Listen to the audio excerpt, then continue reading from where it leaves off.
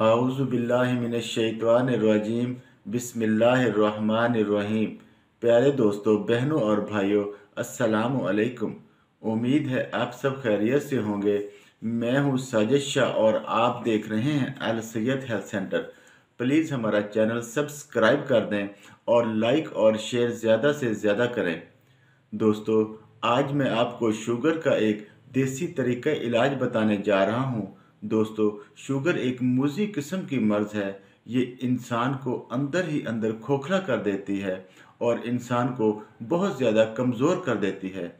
दोस्तों, आज मैं आपको जो शुगर का इलाज बताने जा रहा हूँ, जो कि बहुत ही ज़्यादा मुफीद है और शुगर का 100% यकीनी इलाज है।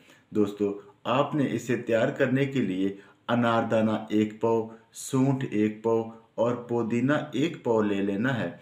इन तमाम चीज़ों को अच्छी तरह से साफ करके पीस लेना है, यानी कूट लेना है। ये एक बहुत ही खुश जायका और खुशबूदार सफ़ूफ तैयार हो जाएगा।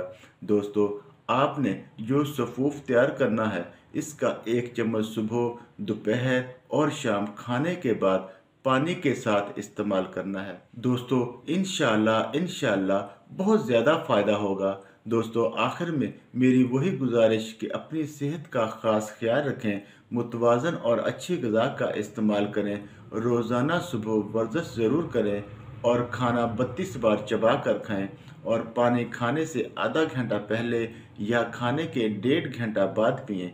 अल्लाह ताला आपका हामी और नासिर हो। अस्सलामु अलैकुम।